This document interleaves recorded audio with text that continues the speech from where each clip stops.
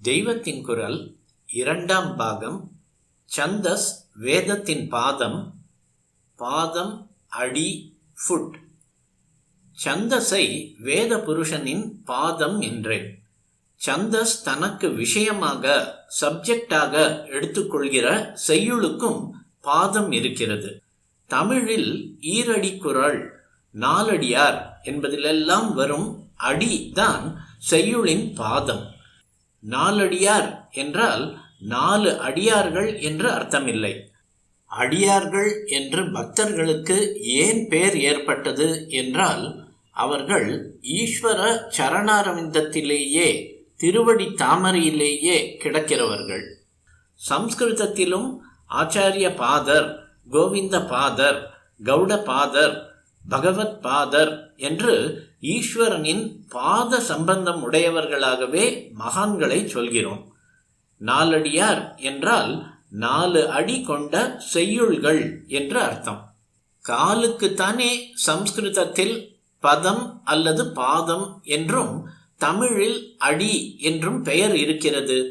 இங்கிலீஷிலும் ஒரு ஸ்டான்சாவில் இத்தனை ஃபீட் இருக்க வேண்டும் என்றுதான் சொல்கிறார்கள்.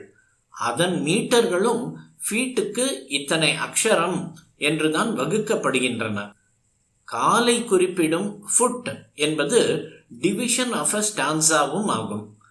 பாதம், அடி, ஃபுட் என்று எல்லா பாஷைகளிலும் ஒரே பொருள்படும் வார்த்தை செய்யுள் அளவையாகவே இருக்கிறது. எதில் போனாலும் இப்படி ஜன சமுதாயம் முழுவதற்கும் ஐக்கியத்தை காட்டுவது மனசுக்கு சந்தோஷமாக இருக்கிறது.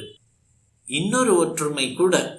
இங்கிலீஷில் 12 அங்குல நீளமுள்ள அளவை ஃபுட் என்கிறார்கள். தமிழிலும் இதை அடி என்றே சொல்கிறோம். ஒரு மந்திரம் அல்லது ஸ்லோகத்தில் பாதம் என்பது 4இல் ஒரு பாகம். 4இல் ஒரு பாகத்தை கால் என்கிறோம். மனுஷ்ய சரீரத்தில் கால் என்கிற அங்கம் 4இல் ஒரு பங்காக, அதாவது கால் பாகமாகவே இருக்கிறது. இடுப்பு வரை பேர் பாதி, கீழே பாதி. அந்த பாதி 2 கால்களாக இருக்கிறது. அதனால் ஒவ்வொரு காலும் பாதியில் பாதியான காலாகவும் 1/4 இருக்கிறது. இப்படியே தான் இடுப்புக்கு அரை என்று பேர் இருப்பதும். அரைஞான் என்று இடுப்பிலே கட்டும் கயிற்றை சொல்லும் போது அரை என்றால் இடுப்பு. அதுதான் மனுஷ்ய சரீரத்தின் நடுவாக இருந்து கொண்டு அதை 2 அறைகளாகவும் ஹாஃப்களாகவும் பிரிக்கிற அவயவம். அதனால் இப்படி பெயர்.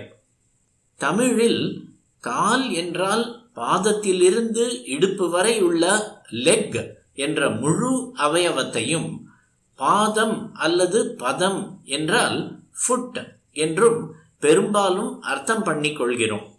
ஆனால் சில இடங்களில் மட்டும் கால் என்பதே ஃபுட் என்ற அர்த்தத்திலும் பிரயோகமாகிறது. உள்ளங்கால், புறங்கால் என்று வரும்போது கால் என்பது முழு லெக் இல்லை, ஃபுட் தான். சம்ஸ்கிருதத்தில் லெக், ஃபுட் இரண்டும் பாதம் தான். பாதம் என்றால் கால், கால்வாசி.